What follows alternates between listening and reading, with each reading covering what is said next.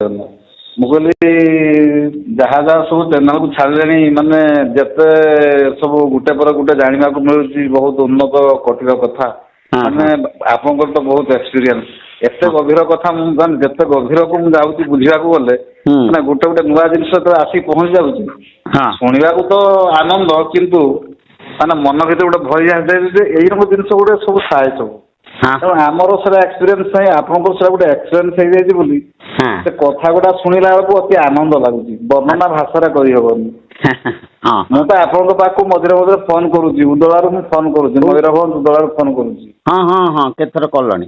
ହଁ କେତେବେଳେ ସାକ୍ଷାତ ହବ ସେଟା ମାନେ ଦୟାନିଧି ବାବାଙ୍କ କୃପାରୁ ହବ ମୁଁ କହିଥିଲି ଯେ କଣ ଗୋଟେ ପ୍ରାର୍ଥନା କରିବା ପାଇଁ ଗୋଟେ କୁହନ୍ତୁ ଗୋଟେ ପ୍ରାର୍ଥନା ଦିଅନ୍ତୁ ଆପଣ ଦେଇଥିଲେ ଓମ୍ କ୍ଲିଂ ଦୟାନିଧି ପରମହଂସାୟ ନମଃ ମୁଁ କରୁଛି ସେଟାକୁ।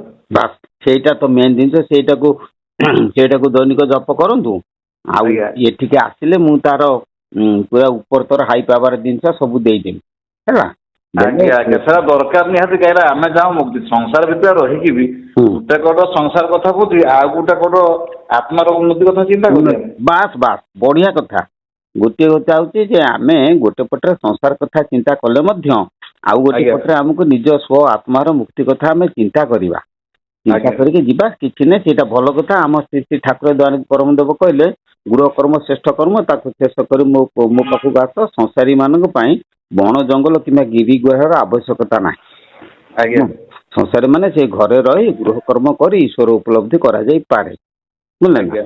ତେଣୁ ଆମେ କିଛି ଅସୁବିଧା ନାହିଁ ସେଇଠି ରହି ପିଲା ଛୁଆ ଭଲ ମନ୍ଦ ସବୁ ଥିବେ ସମସ୍ତଙ୍କ ମେଳରେ ଖେଳି ହସି ଖୁସି ଖେଳିକି ଏମିତି କାମ କରିବା ଯୋଉଥିରେ କି ସେମାନଙ୍କ ସାଙ୍ଗରେ ମିଶୁଥିବା କିନ୍ତୁ ସେମାନଙ୍କର କୌଣସି କର୍ମ ଆମ ମନରେ ଛାପ ଯେମିତି ନ ରୁହେ। ପଦ୍ମପତ୍ରରେ ଜଳ ଯେମିତି ଥାଇକି ନ ଲାଗିଲା ପରି ସେମିତି ଆମେ ତାଙ୍କ ସାଙ୍ଗରେ ଥାଇକି ମଧ୍ୟ ଆମେ ଜଳ ସଦୃଶ ଲାଗିବା ନାହିଁ ମନ ନିର୍ଲିପ୍ତ ରହିବ ସେ ଫର୍ମୁଲା ଟା ଅଛି ଆମ ପାଖରେ ବୁଝିଲେ ନା ସେଇ କର୍ମ ମଲା ପର୍ଯ୍ୟନ୍ତ କରିବା ସେ ଭାରି ଭଲ କଥା ଯେତେବେଳେ ଯଦି ଆସିବ ଆମେ କଥା ହେବା ଏଠି। ଆଜ୍ଞା ଆଜ୍ଞା ଆପଣ ବାବା ସବୁଦିନ ରହୁଛନ୍ତି ତ ଆପଣଙ୍କ ଆଶ୍ରମରେ? ମୁଁ ଆମ ଆଶ୍ରମ ଛାଡି କୁଆଡେ ଯାଇନା ତାର କାରଣ କଣ ମୁଁ କାହିଁକିନା ସବୁବେଳେ ବହି ଲେଖା ଲେଖି ଏଇ ଯୋଉ କଥା ଗୁଡା ସବୁ ଛାଡୁଛି ତାର ବହୁତ ଉନ୍ନତ ଜିନିଷ ବର୍ତ୍ତମାନ ଲେଖା ଚାଲିଛି। ଆଜି ସକାଳୁ ଗାଧୁଆଳ ପର୍ଯ୍ୟନ୍ତ କରେଣ୍ଟ ପଳେଇଗଲା ମୁଁ ବର୍ତ୍ତମାନ ଆଜି ଲେଖୁଥିଲି ଯେ ପ୍ରକୃତ ଆକାଶ ଯୋଉ ଜିନିଷ ତାର ଧର୍ମ ଟା କଣ ଏଟାକୁ ଆମର ଦାର୍ଶନିକ ମାନେ କଣ କହୁଛନ୍ତି ଭାଗବତ କଣ କହୁଛି ଏବଂ ବିଜ୍ଞାନ ସେ ଜିନିଷଟାକୁ କଣ କହୁଛି ମୁଁ ତାକୁ ତୁଳନା କରି ଗୋଟେ ସୁନ୍ଦର ଜିନିଷ ମୁଁ ଆଜି ଆର୍ଟିକଲ ଲେଖିଛି ତାକୁ ଟିପିବା ପାଇଁ ଯାଉଥିଲି ଏବେ ମେଘ ପବନ ହେଇଗଲା କରେଣ୍ଟ ପଳେଇଲା ଦେଖିବା ତାକୁ କରୁଛି ଏଣେ ୟୁଟ୍ୟୁବ ରେ ଛାଡୁଛି ମୋ ଗୀତା ଭାଗବତ ପଢୁଛି 24 ଘଣ୍ଟା ମୋର ଏଇ ଈଶ୍ୱର କାମରେ ମୋର ଦିନ ଯାଉଛି କୁଆଡେ ଯାଇନା ଏଇ କେମିତି କିଏ ଯଦି କିଏ ଯଦି ଟିକେ କାଁ ଭାଁ କୋଉଠି କଣ ଡାକିଦେଲା କି କାହା ଘରକୁ ଡାକିଦେଲା କି ସ୍ନେହ ରେ ଡାକିଲା ଚାଲିଗନି ଅଲଗା କଥା। ତ ଯିବି ମାନେ ମୋର ତ ମନ ଉଚ୍ଚାଟନ ହେଲାଣି କିନ୍ତୁ ଟିକେ ଏଇ ସମସ୍ୟା ଟିକେ ଅଛି ଟିକେ ସମାଧାନ କରିଦବା ଆଉ ବେଳ କାଳ ଦେଖିକି ଅତି ନିକଟରେ ମତେ ଯିବା ପାଇଁ ପଡିବ। ଆପଣଙ୍କର କାଲି ଦେଖୁଥିଲେ ସେଇ ଆକାଶ ତତ୍ତ୍ୱ କଥା ଯୋଉ କହୁଥିଲେ ସେ ବୈଜ୍ଞାନିକ କଣ କହୁଥିଲେ ମାନେ ଆପଣ ସେଇଟାକୁ ବି ମାନେ ତାକୁ ରିସର୍ଚମେଣ୍ଟ କରିକି ଯୋଉମାନେ କହୁଛନ୍ତି କଥାଟାକୁ ଏଇ ଜିନିଷ ଗୁଡା ସବୁ ହେଲା ତତ୍ତ୍ୱଜ୍ଞାନ କଥା।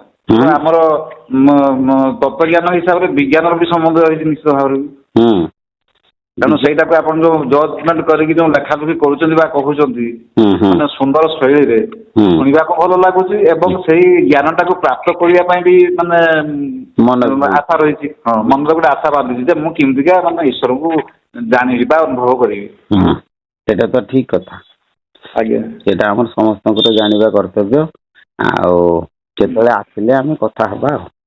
ଆଜ୍ଞା ଆଜ୍ଞା ମୁଁ ମଝିରେ ମଝିରେ ଫୋନ କରିବି ଆପଣ ବି ମତେ ଟିକେ ମନେ ରଖିଥିବେ।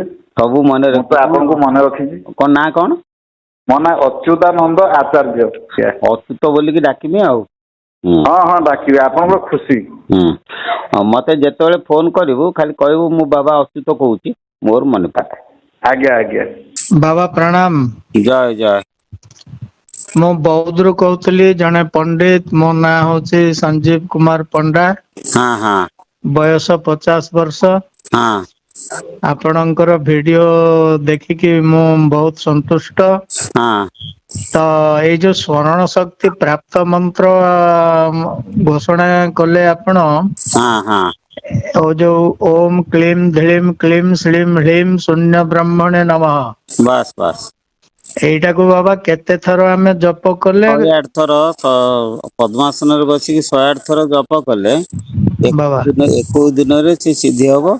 ଆମର ବାବା ସକାଳେ 108, ସନ୍ଧ୍ୟା ବେଳକୁ 108, ଗୋଟେ ଘିଅ ଦୀପ ଜାଳିକିରି ତାକୁ ସ୍ମରଣ କର।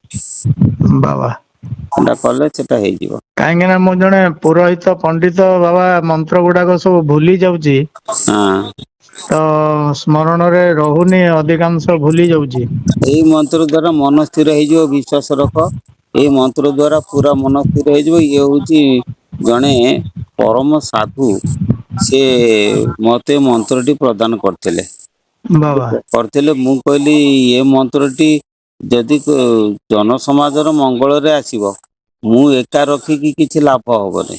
ତେଣୁ ବାବା ସବୁ ଲୋକଙ୍କ ପାଇଁ ମୁଁ ଆକୁ ବାଣ୍ଟି ଦେଲି। ମୁଁ କହିଲି ନା ନା, ଜନ ଜଗତରେ ଯିଏ ତାକୁ କରିବ ସେ ତାର ଉପକାର ପାଉ। ସେଟା ହଉଛି ଆମର ତ ନୁହେଁ, ସେଟା ହଉଛି ମୁନି ଋଷି ମାନଙ୍କର ଜିନିଷ, ସମସ୍ତେ ଲାଭ ପାଆନ୍ତୁ। ବାବା ସେଇ ସକାଶେ ସେଟାକୁ ଆମେ ଦେଇଛୁ ଆଉ।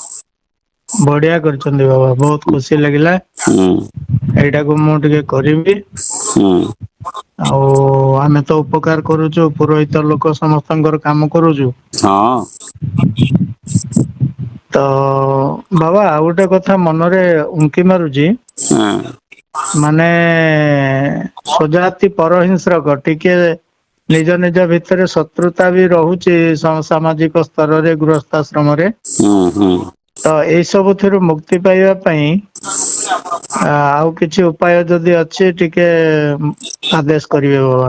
ନା ସେ ଆମର ସେ ହଉଛି କଣ, ସେ ତାନ୍ତ୍ରିକ ମାନ୍ତ୍ରିକ ଲାଇନରେ ସେ ସବୁ ହେଇପାରିବ।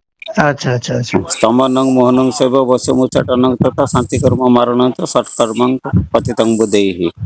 ହେଲା ନା, ବାବା ଏଇ 6 ପ୍ରକାର କର୍ମ ହଉଛି ଆମର ତନ୍ତ୍ରରେ। ଆଉ ଆଚ୍ଛା ଆଧ୍ୟାତ୍ମିକରେ ଆମର ସେ ସବୁ ନୁହେଁ। ଆଧ୍ୟାତ୍ମିକ ରହୁଛି ଆମର ଆତ୍ମ ଦର୍ଶନ, କେମିତି ଆମେ ଆତ୍ମାକୁ ଚିହ୍ନିବା। ହଁ ଏଇଟା ହେଲେ ତ ସେ ସବୁ ବି କଟିଯିବ ଯେ। ବାସ୍ ବାସ୍, ସେଇ ଗୋଟେ କଥା ହଉଛି, ଆତ୍ମାକୁ ଦର୍ଶନ କରିବା ପାଇଁ ଯଦି ଆମେ ଉଚିତ କର୍ମ କରିବା, ସେଗୁଡାକ ସବୁ ଅଟୋମେଟିକ କଟିଯିବ। ସେ ଶତ୍ରୁ ସବୁ ମିତ୍ର ହେଇଯିବେ। ଆମେ ଯଦି ନିଶ୍ଚିତ ନିଶ୍ଚିତ, ଏଇଟା ଧ୍ରୁବ ସତ୍ୟ। ଆମ ଠେଇଁ ଯଦି ଅସାଧୁ ବୃତ୍ତି ଜାଗ୍ରତ ହେଇକି ନା ଅସାଧୁ ବୃତ୍ତି ନଷ୍ଟ ହେଇକି ସାଧୁ ବୃତ୍ତି ଆମର ଯେତେବେଳେ ଜାଗ୍ରତ ହେଇଯିବ, ଆମକୁ ବାବା ସମସ୍ତେ ଭଲ ପାଇବେ। ଶ୍ରୀ ଶ୍ରୀ ନିଶ୍ଚିତ ନିଶ୍ଚିତ ଶ୍ରୀ ଶ୍ରୀ ଦୟାନିଧି ପରମହଂସ ଦେବ କୁହନ୍ତି ଯେ ପିଙ୍ଗଳା ନାଡିକି ଯଦି ତମେ ଅହରହ ଚିନ୍ତା କରିବ, ସର୍ବଜନ ତମକୁ ଶ୍ରଦ୍ଧା କରିବେ, ତମର ଭକ୍ତି କରିବେ। ତମ ପିଙ୍ଗଳା ନାଡିକି ଚିନ୍ତା କର, ଚିନ୍ତା କଲେ ସେଇଗୁଡା ହଁ ସବୁ ବାବା, ମୁଁ ବହୁତ ବର୍ଷ ହେଲା ଗୋଟେ କଥା ଚେଷ୍ଟା କରୁଛି, କିନ୍ତୁ ଜ୍ୟୋତିଟା ଦର୍ଶନ ମିଳୁଛି। ହୁଁ। କିନ୍ତୁ ଆଜ୍ଞା ଚକ୍ରରେ ବାକି ଯାହା ଯାକ ଦର୍ଶନ କରିବା କଥା, ହୁଁ। ଟିକେ ହଉନି ବାବା। ସେ କଣ ବେତାଳ ମେତାଳ ହଉଥିବ, ବୁଝିଲ ନା। ହଁ ହଁ ହଁ। କଣ ହଉଥିବ, ଆମେ ତ ଜାଣିନୁ ତାର କିଛି ଜିନିଷ। କେବେ ବାବା ଟିକେ ଆସିଲେ ଆମେ କଥା ହବା। ହଁ ବାବା, ହୁଁ। କୋଉଠୁ ଆପଣ କୋଉଠୁ ରାୟଗଡାରେ ରହନ୍ତି? ନା ନା, କୋଉଠୁ କହୁଥିଲ କୋଉଠୁ? ମୁଁ ବୌଦ୍ଧରୁ କହୁଥିଲି ବାବା। ବୌଦ୍ଧ ଫୁଲବାଣୀ। ଆଜ୍ଞା ବାବା। ନା ଆମେ ରହୁଛୁ ଭଦ୍ରକରେ। ଓ ଭଦ୍ରକରେ ରହୁଛନ୍ତି? ହୁଁ ହୁଁ। ଆଚ୍ଛା, ଭଦ୍ରକ ଟାଉନରେ? ନାଇଁ ଭଦ୍ରକ ଟାଉନ ନୁହଁ, ଭଦ୍ରକ ଜିଲ୍ଲା ମଞ୍ଜୁରୀ ରୋଡ ରେଲୱେ ଷ୍ଟେସନ ପାଖରେ। ମଞ୍ଜୁରୀ? ହଁ ମଞ୍ଜୁରୀ ରୋଡ। ମଞ୍ଜୁରୀ ରୋଡ, ହୁଁ ମାନେ ଟ୍ରେନରେ ଗଲେ ବାଟରେ ପଡୁଛି? ହଁ। ଆଉ ଆଚ୍ଛା, ଏଇ ଯୋଉ 4 ହ୍ୱିଲରରେ ଗଲେ? 4 ହ୍ୱିଲରରେ ଗଲେ ପଳେଇ ଆସିବେ ସତାବର ଛକ। ଆଚ୍ଛା। ପାଣି କୋଇଲି, ଚଣ୍ଡିଖୋଲ, ହଁ ଭଦ୍ରକ ଚଣ୍ଡିଖୋଲ, ତାପରେ? ଚଣ୍ଡିଖୋଲ ପରେ ପାଣି କୋଇଲି, ତାପରେ ଛତାବର ଆଉ। ସତାବର ଛକରୁ ଆପଣଙ୍କର ପାଖଟା? ହଁ ଲେଫ୍ଟ ସାଇଡରେ ପଳେଇ ଆସିଲେ ଆମର 6 କିଲୋମିଟର। ଓହୋ ହୋ। ଠିକ ଅଛି ବାବା, ମୁଁ ଆପଣଙ୍କୁ ତ ନମ୍ବର ରଖିଛି। ହଁ ଯେତେବେଳେ ଆସିବେ ଫୋନ କରି ଆସିବେ, କଥା ହବା। ନିଶ୍ଚୟ ବାବା, ନିଶ୍ଚୟ ଯିବି। ହଉ। ହଉ ବାବା, ପ୍ରଣାମ। ହଁ।